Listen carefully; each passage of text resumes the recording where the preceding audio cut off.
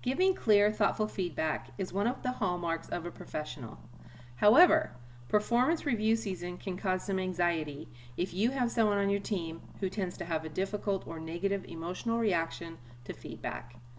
Hi, my name is Debbie Allen, Education and Knowledge Technologist, and I want to share some tips to help you through the feedback process. Remember the why. Focus on all the valid reasons of why you are giving the feedback. Employees need to know and understand you're giving the feedback because you care about them, you want them to do their best, and you want to help them with their career goals. Find your center and be prepared. Start by increasing your own self-awareness, right? How do you react when someone else has an emotional reaction? Do you sugarcoat the feedback? Do you try to avoid the conflict? Or maybe you just get frustrated and you fight back? It's important to think about how you show up for these conversations. Leaders should walk in centered, prepared, and organized.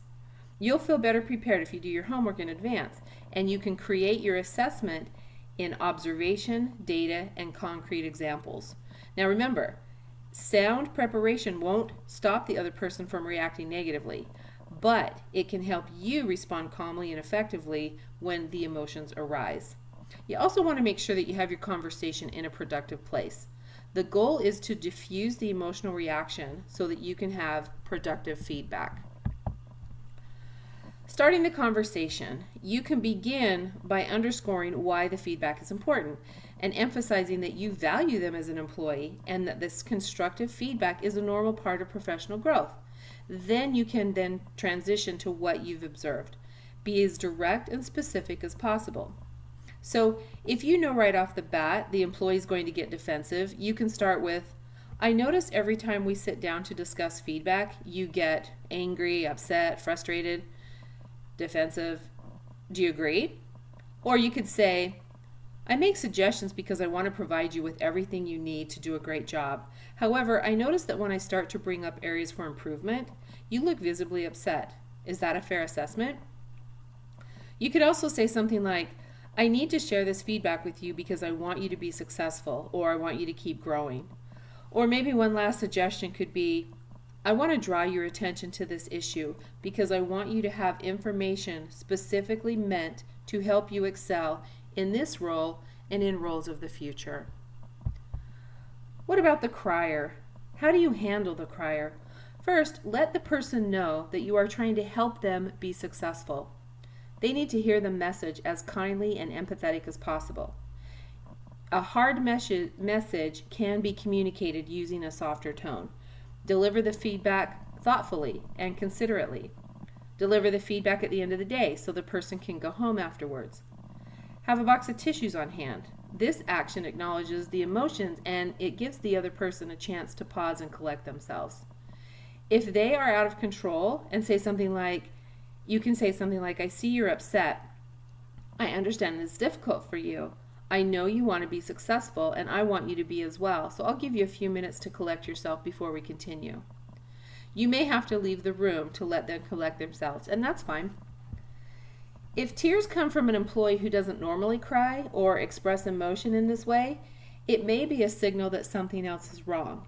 In this situation, you may want to share our EAP, our Employee Assistance Program, with the employee. Feel free to have a pamphlet already printed and ready that you can hand to that person. And then there's the yeller. When faced with someone who yells or gets angry, it's common to either feel intimidated, that you'll back down, or maybe you just stand right up and attack right back. You have to remember to keep your cool. You have to stay calm, but still hold your ground. And you can say things in a neutral tone or a composed voice, like, I need to have a conversation with you. I need you to lower your voice. Or, I need you to take a deep breath and calm down because your yelling is not constructive. Again, you may need to leave the room and let this employee collect themselves. Now, depending on the overall reaction, connecting with your HR partner may be required. So this type of behavior, whether it's at review time or not, does not meet the RICO standards for conduct. So you can definitely look up the C workplace standards of conduct policy in our world. Now, if the employee continues to yell, let them know you appreciate the strength of their conviction, but yelling is not constructive. Reiterate your good intentions and let them know you want to hear what they have to say after they've taken a moment to calm down. Hearing them out will help you with your communication standstill. Also, being prepared helps, as does staying calm in the moment. Feel free to stop a meeting and continue at another time if things get too intense. Then you've got the person that's always defensive. The employee might say things like, well, you've misunderstood, or you've got it all wrong, or you clearly don't understand. All these tactics are to avoid having a constructive dialogue. So in this case, call the person out on not listening and say something like, I see that this is your responsibility. Let's talk about why you don't see it that way. Or, when you blame someone else, you become the victim, which isn't helpful to you. Emotional reactions can put you on the opposite side of a table, and by focusing on your good intentions, preparing with integrity, and calmly and effectively responding in the moment, that can help you move to the same side of the table with your person. So also be prepared with good notes. That ensures the flow and direction of the conversation is going to keep you on track if the person tries to hijack the conversation in a different direction. Most importantly, stay calm. Most people want to be successful, and giving feedback is an essential part of that. We want our people to be the best, so we hold them accountable. Take time to prepare your feedback and go into it with confidence and with a plan. Your hard work will help your employees work better now and more successful in the future. I hope you found this information helpful when providing feedback. Thank you for your time.